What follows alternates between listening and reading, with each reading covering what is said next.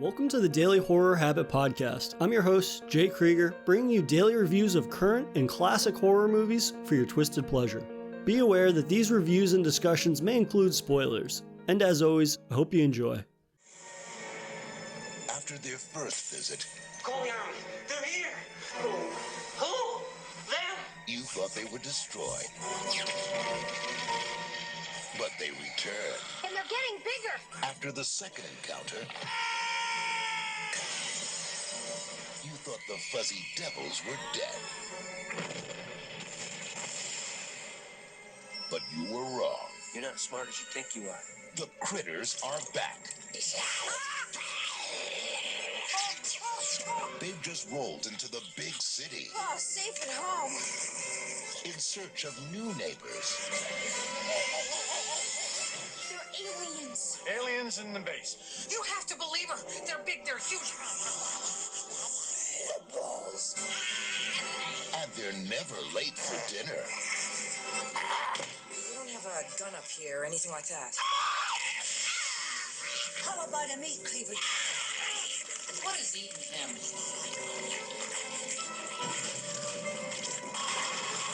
Like that. Critters 3. You are what they eat. Open wide. The farther removed from Critters 2 the main course I get, the more I applaud Mick Garris' handling of his Critters sequel. Just familiar enough while also leaning into laughs more ensures that the film never loses sight of what made the original an 80s classic. Different, sure, but never a detriment to the overall franchise. Something that the third entry, Critters 3, fails to abide by when moving the critters from the rural country to the big city. In part 3 of my Critters series review, we'll see if this being Leonardo DiCaprio's feature debut, or the change in scenery, is able to keep the Critters' winning streak alive. Released in 1991 and directed by Christine Peterson and written by David J. Show, Critters 3's tag states, first they destroyed a farm, then they terrorized a town, now they're ready to do some real damage. They being the furball terrors known as the Krites, and the real damage meaning that they're headed for the hustling and bustling big city. We meet a family of 3 consisting of Annie, Johnny, and their father Clifford, who's driving them back to the big city after a road trip.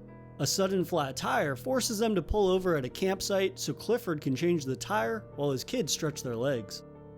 Here's where the kids meet Josh, played by Leonardo DiCaprio, but also where they run into critter alum Charlie, who literally springs from the bushes to warn them about the critters roaming in the area.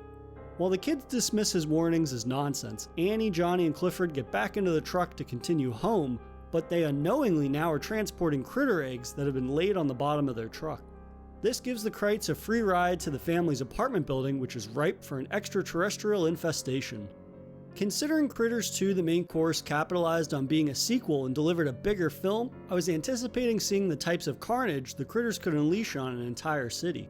Though this angle is somewhat disingenuous because the third entry doesn't really unfold within the sprawling city, but is contained to a single apartment building.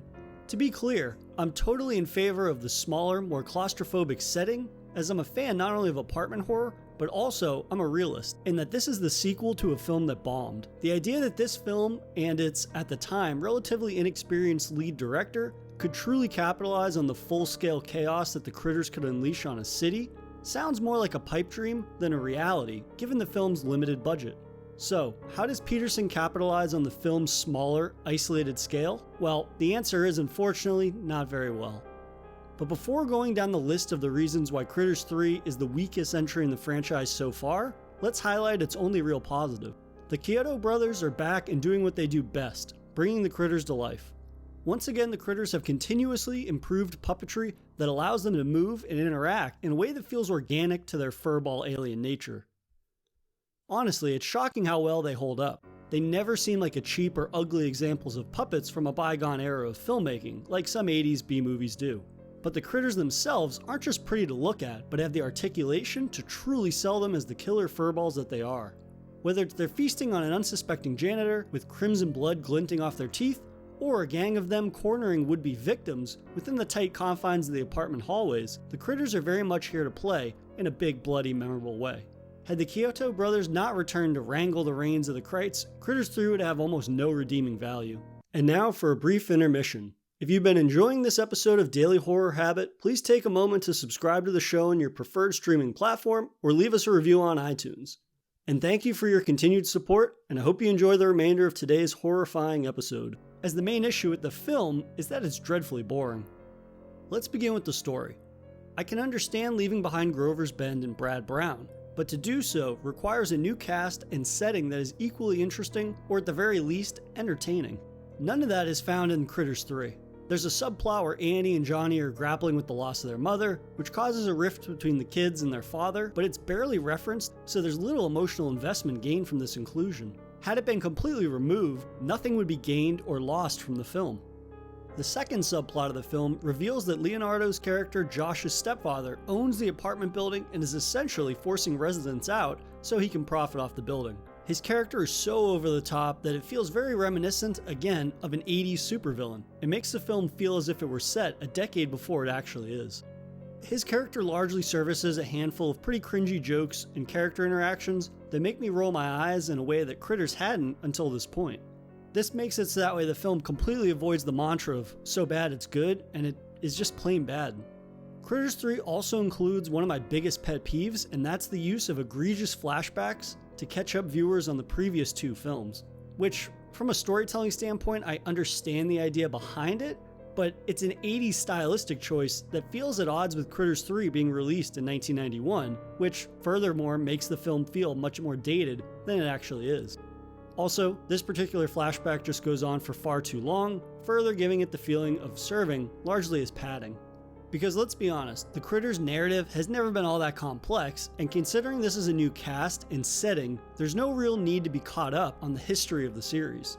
It just feels like a very awkward decision.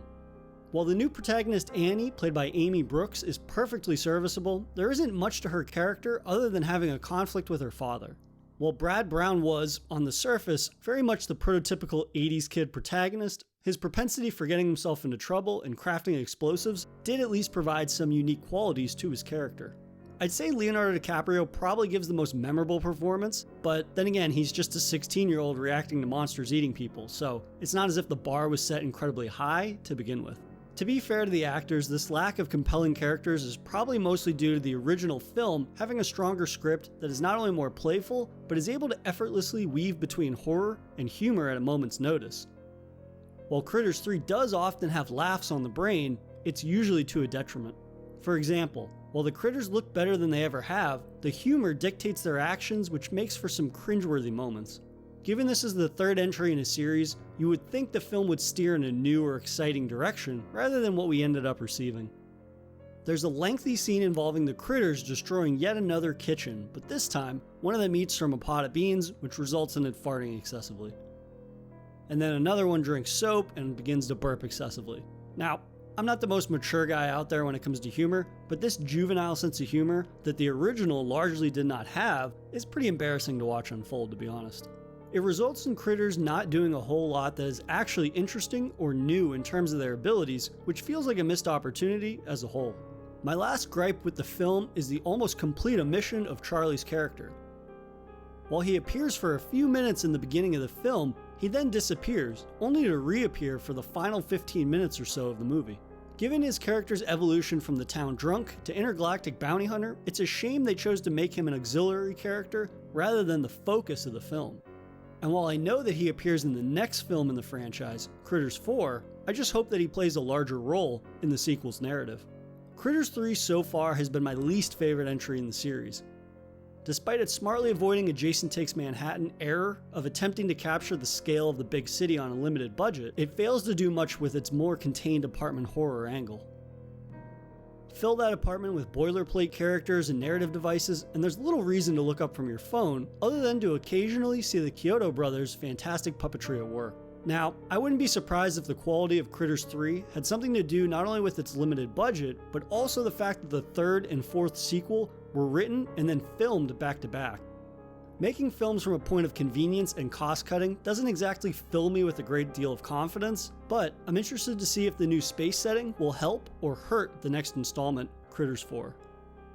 So be on the lookout next week for the next entry in my series review with a look at Critters 4. And that'll do it for another episode of Daily Horror Habit, and I'll see you guys tomorrow for another Daily Horror Movie Review. If you enjoyed this episode, please subscribe to Daily Horror Habit on your preferred streaming service and follow the show on Instagram at Daily Horror Habit and on Twitter at Daily Horror Pod for episode updates. Thanks again for listening, and I'll see you guys next time.